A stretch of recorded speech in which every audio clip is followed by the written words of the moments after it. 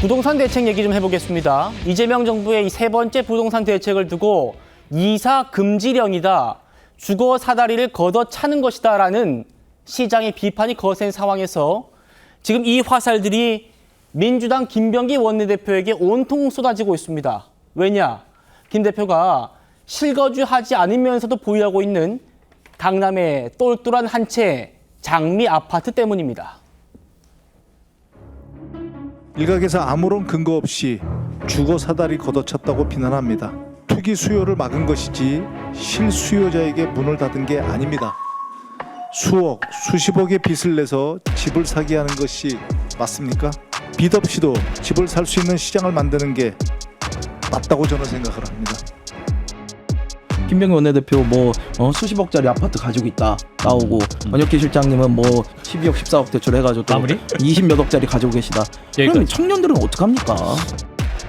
민주당 의원들이 부동산 대책을 발표할 때마다 내로남불이 드러났던 게 이번이 아니었기 때문에 굳이 민주당 의원들의 내로남불에 대해서는 언급할 가치조차 없는 것 같습니다. 한마디로 내로남불 논란입니다. 김병기 원내대표, 서울 강남 3구 중에 한 곳인 잠실에 장미 아파트를 갖고 있습니다. 120제곱미터, 평으로 하면 45평쯤 됩니다. 여기가 곧 재건축을 앞두고 있어요.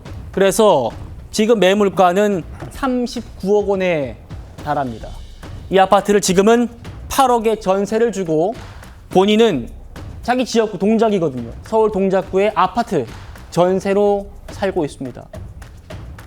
박 대변인님. 네, 지금 나오죠? 이게 갭 투자 아닌가요? 맞습니다. 그러니까 김병기 원내대표가 나름 열심히 해명은 하고 있어요. 그러니까 이 장미 아파트라고 하는 게 투기를 목적으로 산 건 아니다. 옛날부터 가지고 있던 아파트고 부인과 함께 알뜰살뜰 돈을 모아서 샀는데 그때는 재건축이 될 줄도 몰랐다. 그렇기 때문에 문제가 없다라고 얘기를 하고 있거든요. 그런데 그것을 문제라고 지적을 하고 있는 게 지금 이재명 정부인 겁니다. 그러니까 결과적으로 실거주 목적이 없는 그런 상태에서 이것을 전세 등 새로 내주고 네. 시세 차익을 노리기 위해서 보유를 하고 있다라고 하는 것이 바로 갭 투자의 개념인 거거든요. 그렇기 때문에 그러니까 지금 다른 국민들도 나도 마찬가지다, 나도 사정이 있다라고 이야기를 하고 있는데 정부가 그런 사람들에게는 아니다, 문제가 있으니까 다주택자니까 팔아라라고 이야기를 하고 있으면서 정작 김병기 원내대표는 나는 사정이 있다라고 이야기를 하고 있는 거예요. 그러니까 국민들이 납득이 되지 않는 거죠. 결과적으로는 나는 괜찮고 국민은 안 된다라고 하는 것밖에 안 되는 거 아니겠습니까? 더군다나 이 아파트의 가격이라고 하는 것이 지금 서울 평균 아파트 가격이 15억 정도거든요. 그런데 지금 15억 아파트 구매하려면 대출을 4억밖에 안 내줍니다. 현금을 10억 넘게 가지고 있어야 서울의 아파트를 구매할 수가 있는데 그것의 3배 가까이 되는 지금 아파트를 보유를 하고 있다라고 하는 거고 실제로는 거주조차 하지 않고 있다라고 하는 것. 이것을 국민들께서 어떻게 납득을 할 수 있겠습니까? 결과적으로 김병기 원내대표 본인도 이것이 시세가 더욱 올라갈 거라고 하는 것을 알고 있기 때문에 가지고 있는 것이 아닌가라고 하는 비판을 피할 수가 없다라고 생각을 하고요. 지금 추가적인 보도가 이어지면서 이 장미 아파트가 2002년부터도 재건축 추진위가 구성 논의가 되고 있었다라고 하는 것도 전해지고 있거든요. 네. 그렇기 때문에 이런 것들을 알고도 시세 차익을 노리기 위해서 보유하고 있었던 것이 맞는다라고 한다면 지금까지의 해명도 거짓으로 판명날 수가 있다라고 하는 점도 짚어드리겠습니다. 예, 지금 그 얘기를 좀 해보려고 하는 겁니다. 김병기 원내대표가 이렇게 해명했어요. 나는 갭 투자가 아니다. 왜냐? 나는 1980년 10월부터 장미 아파트에 살았기 때문이다. 그러면서 1998년에 18년 동안 살다가 11동을 구입해서 입주했고 2003년에 11동에서 8동으로 이사해서 13년 동안 살았다. 내가 왜 갭 투자냐? 이렇게 얘기합니다. 성진 부장님. 예. 그런데 2003년 이때 이사했다잖아요. 그런데 1년 전에 이미 2002년에 장미 아파트 이 재건축하는 추진위원회가 구성됐다는 보도가 나왔어요. 그러니까 본인은 재건축하는지 몰랐다라고 얘기를 하고 있는데 그건 사실 아닐 가능성이 좀 제기되고 있습니다. 일단 뭐 우리가 다 알잖아요. 재건축 추진위원회는 아파트 주민들이 재건축을 하기 위해서 추진해보려고 결성하는 거고, 결성했다고 해서 바로 아파트 값이 뛰는 것도 아닙니다. 재건축이 확정될 수 있는지, 실제로 통과될 것인지에 대한 기대 심리가 충족이 됐을 때 아파트 값에 반영이 되는 것이고요. 저는 글쎄요, 이 부동산 정책에 대해서 민주당 인사들에 대해서 예를 들면 아까 거론이 됐던 뭐 사실상 뭐 10억 이상을 영끌해서 사신 분, 좀 그런 분에 대한 비판은 있을 수 있다고 생각합니다. 근데 김병기 원내대표는 저 장미 아파트가 1979년에 지어졌거든요. 바로 다음해인 그때 김병기 원내대표가 지금 환갑이 넘으셨는데 20대 때, 그러니까 이 대학 갈 때, 딱 20살 때, 그때 부모님과 함께 거기서 살았던 겁니다. 네. 그러면은 거기서 결혼하면서 그 같이 부모님이 살고 계신 그 아파트 근처에 살고, 그러면은 재건축 추진위원회가 결성되면 내가 한 10몇 년 뒤에 정치를 할 수도 있으니 그러면은 여기에는 아파트를 사면 안 되겠다. 우리 부모님이 여기 살고 계시지만 나는 다른 아파트로 가야 됩니까? 그 옆에 있는 아파트를 산 게 뭐가 잘못인 것이죠?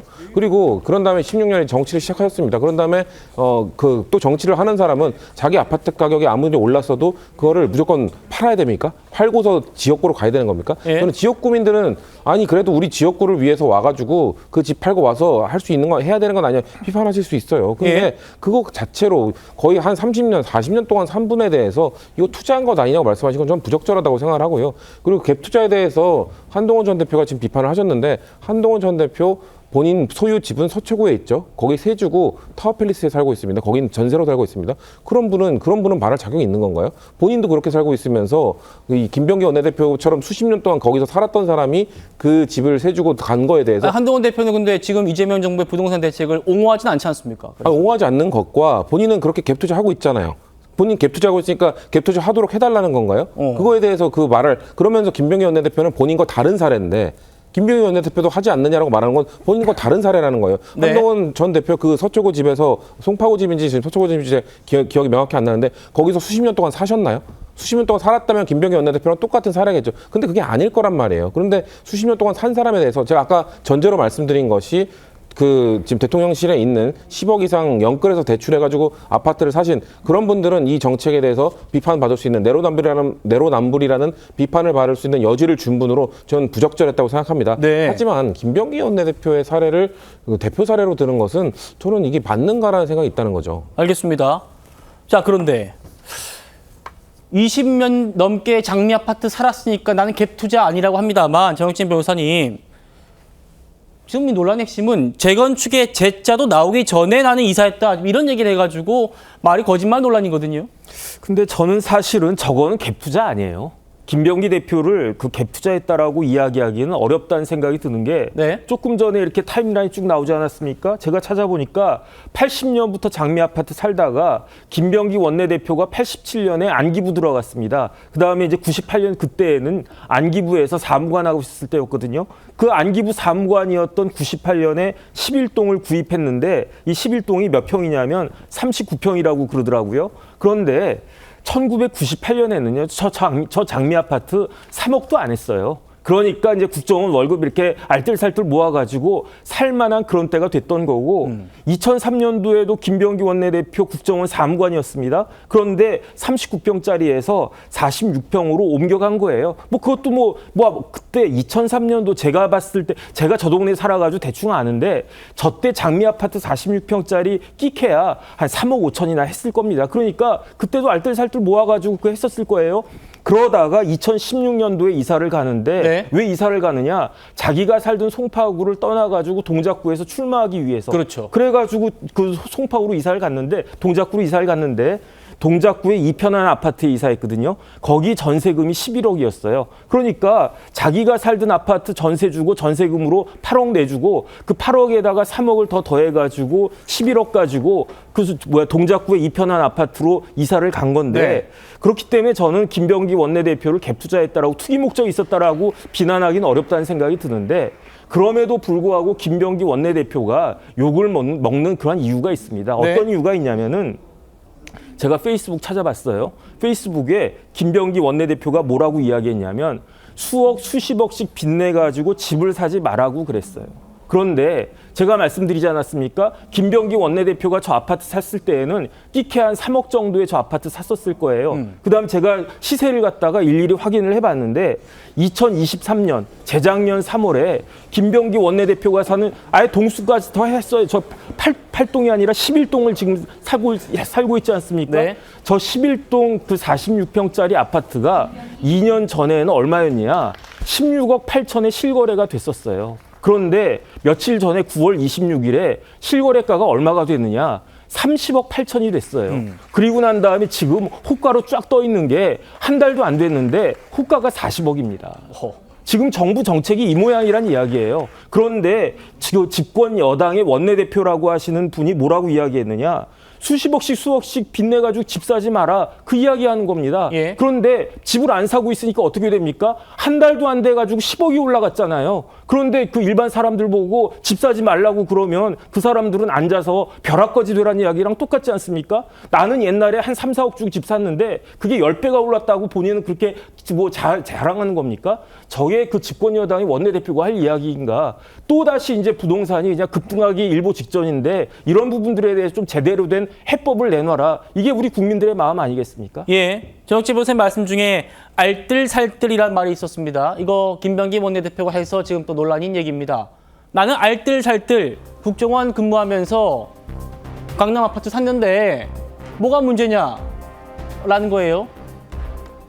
강북의 지역구를 둔 국민의힘 김재섭 의원의 목소리 들어보시죠. 김병기 원내대표 동작구에서 정치 생활하시는데 지금 거의 40억에 이르는 송파구에 아파트를 소유하고 계신 거잖아요. 아파트요? 이런 게 바로 이재명 정부와 민주당이 때려잡고자 하는 투기의 전형인 거예요. 본인들도 안 지키면서 무슨 그런 시장을 만든다고 하겠습니까? 아무도 믿지 않습니다. 알뜰살뜰 안 하는 국민이 어디 있습니까? 지금 다 집 살려고 알뜰살뜰 하는데 알뜰살뜰 모아도 집을 살 수 없는 구조를 만들어 놓고 나는 알뜰살뜰 이미 샀어라는 이야기로 하니까 저는 굉장히 모욕적으로 들렸어요. 저는 그냥 서울을 포기한 거라고 생각합니다. 민주당이 이거는. 강선배 부대변인. 네. 그러니까 본인은 지금 지역구에 살아요. 전세로. 네. 그런데 39억, 40억짜리 아주 똘똘한 한 채. 이걸 강남에 보유하고 있는 게 네. 국민들한테 어떤 감정을 느끼게 하는지 이걸 지금 김병기 원내대표가 잘 모르는 것 아닌가 이런 얘기를 하는 겁니다. 근데 이렇게 그런 정의론적으로 따지잖아요. 그러면은 저는 뭐 우리 민주당뿐만 아니라 뭐 국민의힘을 넘어서 그 어떤 정치인이 고위공직자가 저는 자유로울 수 있을까? 그런 분 몇 명이나 있을까? 저는 사실 궁금해요. 그리고 지금 저희 민주당에 추진하고 있는 저는 그 부동산 정책의 목표는 집값을 떨어뜨리게 하는 것이 아니라 저는 집값을 더 이상 오르지 않게 하는 것이 저는 목표여야 된다고 생각을 하는 것이고 그다음에 그 과정 속에서 이제 갭 투자하지 말라는 거예요. 갭 투자. 갭 투자가 뭡니까? 나 지금 돈이 없는데 그 아파트 사고 전세 끼고 산다는 거 아닙니까? 그래놓고 난 다른 데 살고 그 집값 오르기 기다린다는 거 아니에요. 네. 그러니까 이 본질은 뭐냐면 김재섭 의원이 말이 틀리다는 것이 아니라 지금 김병기 원내대표에 대한 지적에 대한 이 본질이 다르다는 거예요. 김병기 원내대표가 지금 갭투자 했냐 안 했냐 지금 그거 따지고 있는 거잖아요. 한동훈 전 대표가 지금 지적하고 있는 거 그거 아니에요? 그러니까 저희 민주당도 그러면 당신은 갭투자 안 했냐? 부천 상가도 있고 어디 오피스텔도 있고 또 그 아크로비스타 살면서 그 옆에 산풍 아파트는 당신 거 아니냐? 전세 주지 않았냐? 1년에 40% 올렸다면서 그런데 당신이 비난할 수 있냐? 이런 거 얘기하는 거잖아요. 갭 투자. 그렇기 때문에 김재섭 의원이 지적했던 부분은 민주당과 대통령실이 정말 새겨서 듣고 정말 이 아파트 값이 안정될 수 있도록 또 노력을 해야 되고 공급도 잘 해야 될 필요성이 있지만 네. 오늘 이 김병기 원내대표와 관련된 이 갭 투자하고는 조금 본질이 다른 것 같아요. 자, 그럼 제가 이거 한번 여쭤보겠습니다. 김병기 원내대표 지금 사례. 민주당이 이번 부동산 세 번째 대책은 실수요하는 곳에 가서 살라는 거 아닙니까? 그죠? 네. 그러면 김병기 원내대표의 모범적인 행동 양식은 장미 아파트 팔고 동작구에 있는 아파트 사야 되는 거 아니에요?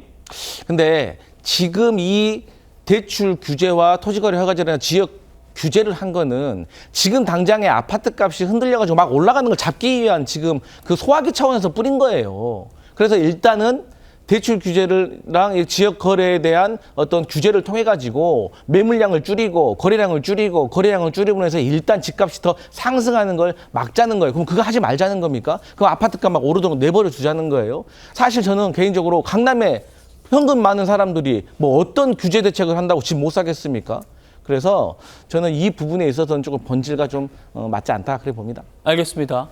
김원내 대표가 알뜰살뜰 모았다라는 이 말이 파장을 낳고 있는 모습인데 39억짜리 장미 아파트를 일반 봉급자가 살려면 알뜰살뜰 한 달에 300만 원씩 저축한다고 가정해도 100년 넘게 걸리는 큰 돈입니다. 박 대변인. 네. 오늘 제가 저 지인의 페이스북 글을 좀 봤는데 여기서 인상적인 얘기가 있어가지고 하나 좀 소개를 해드리려고 합니다. 서울에 집 한 칸 마련하고 싶은데 대출 못 받고 대출 받는다고 해도 빚에 허덕이는 삶을 사는 일반 국민들을 알뜰살뜰 안 모으고 몇 억씩 빚내가지고 집 사려는 한탕주의 투기꾼으로 몰아버리는 기가 막힌 발언 아니냐. 어떻게 보십니까? 그러니까 사실 김병기 원내대표에 대해서도 저도 문제가 없다고 생각합니다. 저런 사례들이 왕왕 있을 수 있어요. 근데 문제는 뭐냐면은 그런 문제가 없는 상황을 정부가 문제로 몰아가고 있다는 겁니다. 말씀하신 것처럼 이 전세라고 하는 제도가 있기 때문에 장미 아파트를 매도하지 않고도 다른 아파트를 구할 수 있었던 거지 않습니까? 결과적으로 전세에 묶어놓고 시세 차익을 누리고 있기 때문에 본인이 의도를 했건 의도를 하지 않았건 현 시스템 안에서 이익을 누리고 있다라고 하는 것이고 그런 것들을 정부가 문제로 지적을 하고 있으면서 본인은 괜찮고 국민들은 안 된다라고 하고 있는 것이 지금 문제의 본질이라고 생각을 하고요. 방금 말씀하신 것처럼 청년들이 보통 남성들 기준으로 28, 9살 정도의 사회초년생으로 시장에 뛰어들거든요. 그때 연봉이 한 3, 4천만 원 정도 되면 잘 받는 것일 겁니다. 그런데 그 돈을 한 푼도 안 쓰고 모은다라고 하더라도 100년은 모아야 장미 아파트 살 수 있습니다. 그런데 민주당 정권 집권할 때마다 5년 만에 2배씩 올랐거든요. 이런 전제를 적용을 하면은 아마 100년쯤 뒤에는 400억도 넘을 것 같거든요. 그렇다라고 하면은 영원히 내가 노동소득으로 버는 것보다 아파트 가격이 올라가는 게 더 빠르기 때문에 절대로 집을 살 수가 없다라고 하는 결론이 성립을 하게 됩니다. 더구나 지금 민주당이 보유세까지 높이겠다라고 하고 있죠. 그럼 결과적으로 그 보유세 늘어난 것은 월세 등으로 전가가 될 수밖에 없거든요. 그러면은 청년들은 월세만 전전하면서 자산 형성하지도 못하고 계속 그러니까 빚내서 집 사지 말라고 하는데 누가 빚을 내고 싶어서 빚을 냅니까? 빚을 내야지만 집을 살 수 있기 때문에 그런 것이잖아요. 청년들은 당장 현금이 없지만 미래 소득이 있기 때문에 미래 소득의 상환 능력을 기반으로 은행에게 돈을 빌리겠다라고 하는 건데 정부가 아니 은행이 못 갚을 돈, 떼일 돈 빌려줍니까? 아니잖아요. 그런데 정부가 그런 것들을 상한선을 마음대로 정해놓고 집 자체를 사지 말라고 하는 거 아닙니까? 자기 집을 사겠다라고 하는 것을 대출받아 집 사는 것 자체를 악마화하고 있지 않습니까? 이런 부분들이 지금 문제가 되고 있기 때문에 국민들의 거주 이전의 자유를 비롯해서 국민들의 삶 자체를 옥죄고 이 계층 이동 사다리, 주거 이동의 사다리 자체를 지금 막고 있는 게 아닌가라고 하는 비판을 피하기가 어렵다라고 하는 거고요. 예. 그렇게 해서 집값이라도 잡으면 다행인데 못 잡고 있지 않습니까? 이게 가장 본질적인 문제라고 생각을 합니다. 알겠습니다. 이쯤 되면 민주당이 내년 지방선거에서 서울은 포기한 것 아니냐. 김재섭 의원의 말 따져보겠습니다. 오늘 나온 한국갤럽 여론조사 한번 보겠습니다. 내년 지방선거 결과 어떻게 예상하십니까? 라는 조사예요. 여당 후보가 당선돼야 합니다. 라는 답은 39%, 야당 후보가 당선돼야 합니다. 36%입니다. 오차 범위 내예요. 이 조사가요. 이번 부동산 대책, 3차 대책이 발표된 15일이 껴있는 14일부터 16일까지 조사입니다. 다음이요. 방금 게 전체였군요. 서울은 이겁니다. 39, 여당은 39, 야당이 38. 성춘 부장님. 네. 서울이 지금 오차 범위 안으로 들어와 있고요. 제일 좀 눈에 띌 점은 모름, 응답, 거절. 이 무응답층이 8%포인트가 지난 조사보다 올랐습니다. 어떻게 보십니까? 일단 서울 지표는 점점 안 좋아질 가능성도 있고 일단 지난 올해 6월에 있었던 대선도 그렇고요. 2022년에 있었던 대선도 그렇고요. 서울 유권자들은 민주당에게 우호적이지 않다는 거를 투표 결과로 계속 보여주고 계셨습니다. 그러니까 22년 대선 때 윤석열 대통령이 승리했을 때 그때 0.78% 차로 전국에서 이겼는데 그때 서울에서는 격차가 훨씬 컸고요. 이번 올해 6월에 있었던 대선에서 이재명 대통령이 당선될 때도 전체 전국의 득표율보다 서울의 득표율이 낮았습니다. 그만큼 지금 서울의 유권자들은 민주당에게 전국 평균치보다 지지를 보내주고 있지 않은 상황이거든요. 네. 자, 그렇기 때문에 저희가 아까 뭐 김지섭 의원께서 뭐 서울을 포기한 거다 이런 말씀하시는데 아닙니다. 저희는 서울을 더 잡아야 되는 상황입니다. 그렇기 때문에 네. 저희가 서울을 포기하면서 이런 정책을 던졌다는 게 아니라 저희 정부는 일단 선의를 갖고 최대한 이 정책을 통해서 정말 내 집 하나 마련하고자 하는 청년들에게는 뭔가 희망을 주기 위해서 뭔가 빚내서 막 10억 이상 빚내면서 자신의 월급을 사실상 빚 갚는 데만 쓰고 있는 그런 현실로 가는 걸 막아야 되잖아요. 그렇기 때문에 저는 모르겠습니다. 저는 개인적으로 지금 무주택자이기 때문에 저는 주택을 살 수 있는 요건이나 이런 것들이 하나도 안 바뀌었거든요. 생애 최초 주택 구입자나 무주택자나 그리고 15억 원 이상 이하의 아파트를 구매하는 사람은 이전의 규정과 규제와 지금 똑같은 상황이에요. 그거보다 훨씬 더 비싼 아파트, 훨씬 더 많은 아파트를 보유하려고 하는 사람들의 뭔가 투자를 막기 위한 거기 때문에 이것이 과연 말씀하신 것처럼 어떤 결과로 이어질지 모르겠습니다. 만약에 이것이 정말 집값을 잡지 못하는 걸로 된다면 네. 우리가 봤던 이 서울 지방선거 예측표가 지표가 더 안 좋아지겠죠. 그렇기 때문에 우리가 이것을 뭐 악의적으로 했다고 보시지 말고 저희 당도 이게 만약에 효과가 제대로 안 나타나면 언제든지 정책을 수정하거나 바꾸기 위한 노력을 할 거라는 말씀드리겠습니다. 알겠습니다. 당초 야당이 열세일 걸로 점쳐졌던 인천, 경기도 보겠습니다. 여당 후보가 당선돼야 한다 40%. 전 조사보다 5%포인트가 떨어졌습니다. 야당 후보가 당선돼야 한다. 전 조사보다 1%포인트 올라서 40%. 40대 40이 나왔어요. 이번 부동산 대책에 경기도 12곳도 포함되어 있습니다. 다음이요. 부산, 울산, 경남 가보겠습니다. 여당 후보 당선 36, 야당 후보 당선 33. 여기도 붙어 있고요.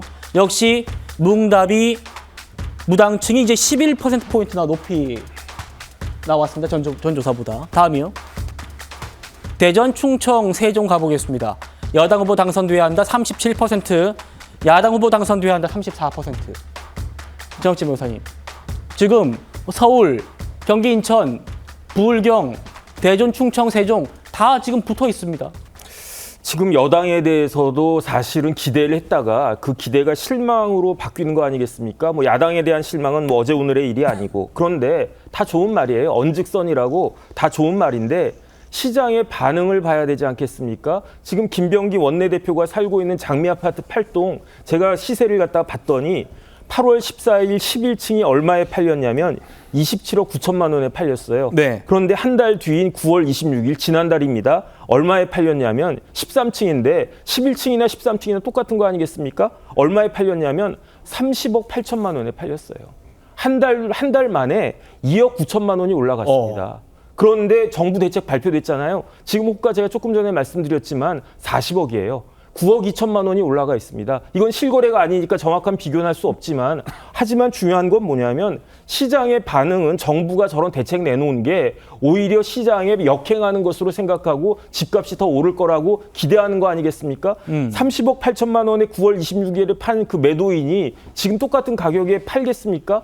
거기에 대해서 판 것에 대해서 얼마나 그렇게 하겠습니까? 그런데 저 잠실의 송파구 잠실의 장미 아파트만 저렇게 되느냐? 그렇지가 않잖아요. 결국은 서울에서 강남에서 강북으로 옮겨가고 강북에서 경기로 옮겨가고 전국으로 옮겨가고 이게 매매 가격만 올라갑니까? 이게 전세 올라가고 월세 올라가고 그러면은 우리나라 사람들 도대체 어떻게 살라고 하는 것인가? 말로는 이렇게 하면 잡힐 것이다 하지만 시장은 반대로 읽고 있잖아요. 왜 시장하고 싸우려고 하는지 그러면서 어떻게 지방선거에서 이기겠다라고 그 여당에서 생각을 하는지 저로서는 납득이 되지가 않고요. 예. 잘못된 대책이라면 지금이라도 빨리 폐기하고 시장에 그 부합하는 정책을 해야 된다. 그렇지 않으면 안 된다. 그런 생각됩니다. 예, 이재명 대통령 팬카페에도 이번 부동산 정책 비판하는 의견들이 속속 올라오고 있습니다. 우리가 문재인 정부 때 겪은 게 있잖아요. 그걸 교훈으로 삼아야지 다시 비슷한 규제를 하면 망합니다. 규제 잘못하면 또 정권 내줍니다. 민주당 내부에서도 우려가 나오기 시작했습니다.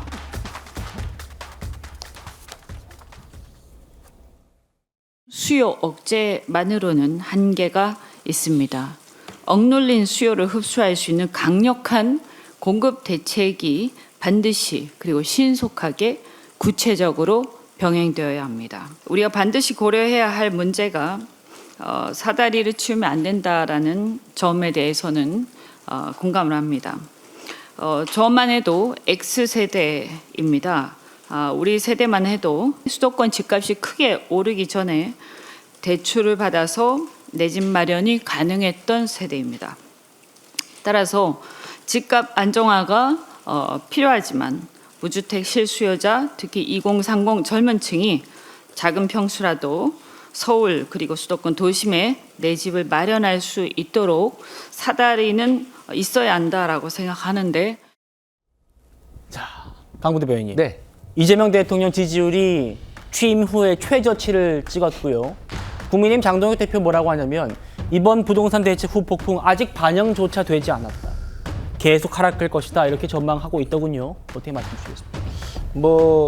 그 국민의힘의 이런 비판에 대해서는 저는 민주당도 그리고 대통령실도 그리고 부동산 정책을 담당하고 있는 정부 관계자들이 저는 깊이 새겨 들어야 된다고 생각을 합니다. 그러니까 이 집값 잡는 것에 대해서는 여야 정 저는 다 같이 머리 맞대야 된다고 생각을 하거든요.